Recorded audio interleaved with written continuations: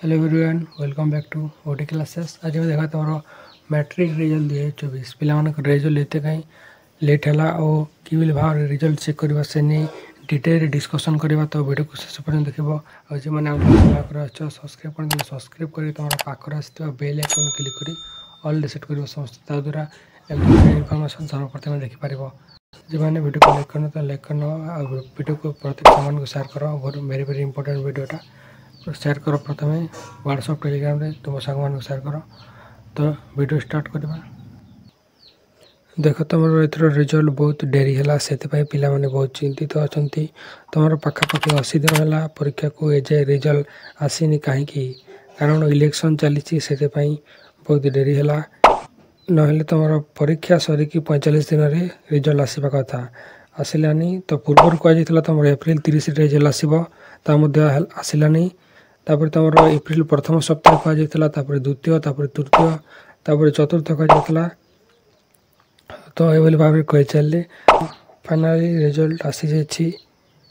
तो देखा तो मैट्रिक रिजल्ट के देखिपारे गोटे 24 मैट्रिक युक्त 2 परीक्षा फल माने 10th और +2 एका दिन में तुम रिजल्ट बाहर जाए तुम संडे आस रविवार। तो रविवार दिन तुम रिजल्ट आसी तो कि भाव में रिजल्ट चेक कर से नहीं डिटेल आलोचना करवा।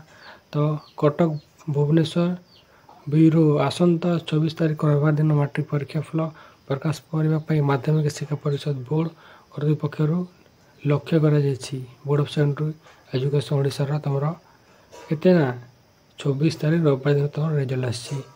मैट्रिक सहित संस्कृत माध्यम और stage open school certificate SOSC परीक्षा फल प्रकाश पाइब।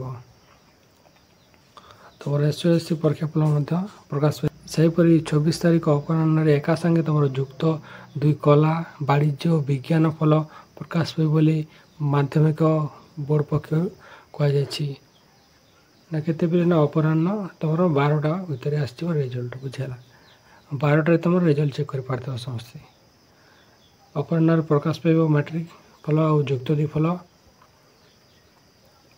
फल प्रकाश क्षण ऑनलाइन सर्टिफिकेट तुम ऑनलाइन 10th सर्टिफिकेट डाउनलोड कर बुझेगा।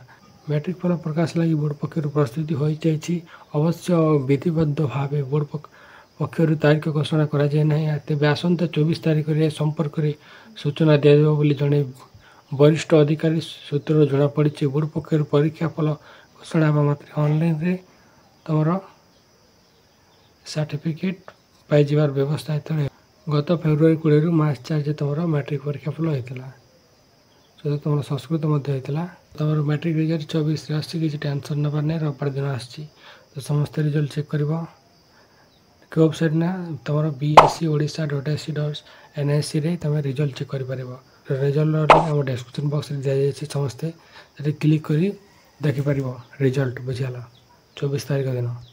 तो वीडियो इतना जो मैंने सब्सक्राइब कर सब्सक्राइब कर तुम पाखर आस बेल आइकन क्लिक कर सेट कर आज मैंने शेयर करना वीडियो तुम प्रत्येक सामान को शेयर करना समस्ते मैंने लाइक मत करना।